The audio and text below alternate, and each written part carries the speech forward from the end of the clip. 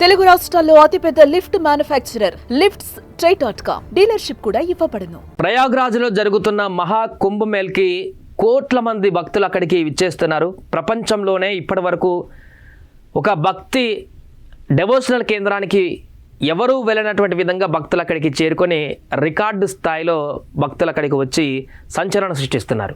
ఈ నేపథ్యంలో కొద్ది రోజుల క్రితం అక్కడ జరిగినటువంటి చిన్న విషాద ఘటన, తొక్కిసలాట తీవ్రంగా అందరినీ కలిచివేయడం జరిగింది. చాలా బాధించింది. చాలామంది అక్కడ మృతి చెందడం కూడా ఆందోళన కలిగించింది. అయితే కుంభమేళలో జరిగినటువంటి తొక్కిసలాటకు సంబంధించి ఎవరికీ తెలియనటువంటి అనేక రహస్యాలు ఇంకా దాగి ఉన్నాయా? అక్కడ ప్రభుత్వం చెప్పినటువంటి లెక్కలకు ఉన్నటువంటి లెక్కలకు తేడా ఉందా? నిన్న పార్లమెంట్లో జరిగినటువంటి వాదోపవాదాల నేపథ్యంలో ఒక సరికొత్త చర్చ బయటికి రావడం జరిగింది. కుంభమేళ తొక్కిసలాటలో మొదటగా 17 మంది చనిపోయినట్టుగా ఆ ముందు రోజు బయటికి రావడం జరిగింది మృతుల సంఖ్య. తర్వాత నెక్స్ట్ డే 40 మంది వరకు మృతి చెందారంటూ కూడా మరొక ప్రకటన రావడం జరిగింది. అయితే ఇప్పుడు తాజాగా 1000 మంది వరకు కూడా కుంభమేళ తొక్కిసలాటలో చనిపోయారు. అక్కడ నదిలోనే ఆ డెడ్ బాడీలను కలిపేశారు బయటికి తెలియకుండా అనేటువంటి ఆరోపణను కాంగ్రెస్ పార్టీని సంబంధించిన ముఖ్య నేతలు చేయడం సంచలనంగా మారింది. ఒకసారి ఆ వార్త చూద్దాం. నిజంగా అలాంటి పరిణామం ఏమైనా జరిగిందా? మహాకుంభ్ తొక్కిసలాటలో వేలాది మరణాలు, ఇది నా అంచనా, అసలు లెక్క చెప్పండి. రాజ్యసభలో ఖర్గే సంచలన వ్యాఖ్యలు. కాంగ్రెస్ అధ్యక్షుడు ఖర్గే చేసినటువంటి వ్యాఖ్యలు ఒక్కసారిగా పెను దుమారం రేపాయి నిన్న పార్లమెంట్లో.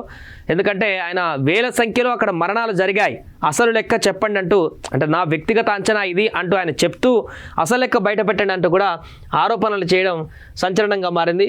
సంగమంలో శవాలను విసిరేశారు. మహాకుంభ్ కలుషితం. జయా బచ్చన్ గారు కూడా ఎంపీ, ఆమె కూడా సంచలన ఆరోపణలు చేసింది. శవాలన్నింటినీ కూడా సంగమంలోనే కలిపారు, సంగమంలో వాటర్ అంతా కూడా కలుషితం అయిపోయింది ఇప్పుడు ఆ శవాలతోటి అని చెప్పేసి ఆమె ఆరోపించారు. మహాకుంభమేళలో ఇటీవల చోటు చేసుకున్న తొక్కిసలాట ఘటన పార్లమెంట్ ఉభయ సభలను కుదిపేసింది. విపక్ష పార్టీలకు చెందిన సభ్యులు ఉత్తరప్రదేశ్ ప్రభుత్వం పైన నిప్పులు చెరిగారు. మౌని అమావాస్య సందర్భంగా కోట్ల మంది భక్తులు వస్తారని తెలిసినా సరైన ఏర్పాట్లు చేయకపోవడంతోనే ఈ ఘటన జరిగిందని సభ్యులు ఆరోపించారు. తొక్కిసలాట ఘటనలో వేలాది మంది చనిపోయారని కాంగ్రెస్ అధ్యక్షుడు రాజ్యసభలో విపక్ష నేత మల్లికార్జున ఖర్గే సంచలన ప్రకటన చేశారు. వారందరికీ నివాళులర్పిస్తున్నారు. దీనిపైన అధికార పక్ష సభ్యుల నుంచి తీవ్ర నిరసన వ్యక్తమైంది. దీనిపైన స్పందించిన చైర్మన్ జగదీప్ ధన్ఖడ్ ఖర్గే చేసిన వ్యాఖ్యలను ఉపసంహరించుకోవాలని కోరారు. ఈ సందర్భంగా ఖర్గే స్పందిస్తూ తొక్కిసలాట మృతుల విషయంలో ఇది నా అంచనా, ఒకవేళ ఇది తప్పైతే వాస్తవం ఏమిటో మీరే చెప్పండి, సరిచేసుకునేందుకు నేను సిద్ధంగా ఉన్నానని అన్నారు.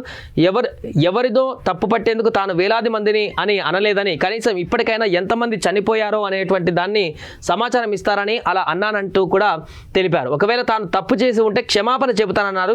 తొక్కిసలాటలో ఎంతమంది మృతి చెందారో, ఎంతమంది అదృశ్యమయ్యారో ఇప్పటికైనా అసలు లెక్కలు చెప్పాలంటూ కూడా ఆయన స్టేట్మెంట్ ఇవ్వడం జరిగింది. సో జయా బచ్చన్ కూడా ఆరోపించారు. ఆమె ఏం చెప్పారంటే, తొక్కిసలాటలో మృతి చెందిన వారి పార్థివ దేహాలను సంగమంలోనే విసిరేశారని సమాజ్వాదీ పార్టీ సభ్యురాలు జయా బచ్చన్ ఆరోపించారు. దీంతో పవిత్ర కుంభమేళ కలుషితమైపోయిందని అన్నారు. ఆమె పార్లమెంటు బయట మీడియాతో మాట్లాడుతూ ఈ ప్రకటన చేశారు. సభలో కాకుండా ప్రస్తుతం నీరు ఎక్కువగా కలుషితమైంది, ఎక్కడ అంటే ఖచ్చితంగా కుంభమేళలోనే, ఎందుకంటే తొక్కిసలాట మృతుల పార్థివ దేహాలను సంగమంలోనే పడేశారని ఆమె ఆరోపించడం జరిగింది. దీంతో లోక్సభలో తీవ్ర నిరసన కూడా వ్యక్తమయ్యడం జరిగింది అధికార పక్ష ప్రతిపక్షాల మధ్య కూడా వాళ్ళు చేసినటువంటి ఆరోపణలతోటి. అయితే పూర్తిగా అధికారికంగా ఎంతమంది తొక్కిసలాటలో ఎంతమంది గాయపడ్డారు, ఎంతమంది మృతి చెందారు, ఎంతమంది ప్రస్తుతం ఎక్కడున్నారు, వారి పేర్లేంటి, వివరాలనేంటి కూడా బయటికి చెప్పకపోవడంతో ఇప్పుడు వీరు చేసినటువంటి ఆరోపణకి ఒక ఆజ్యం పోసినట్టుగా కనపడుతుంది.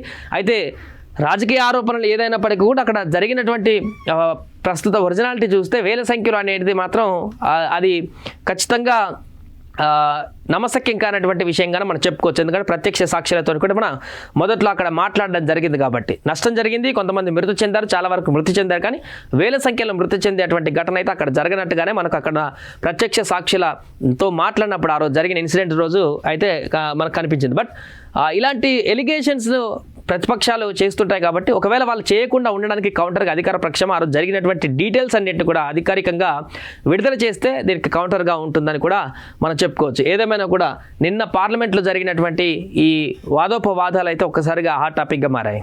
సుమన్ టీవీలో మీ పర్సనల్ అండ్ బిజినెస్ ప్రమోషన్స్ కోసం కింది నెంబర్కి కాంటాక్ట్ చేయండి.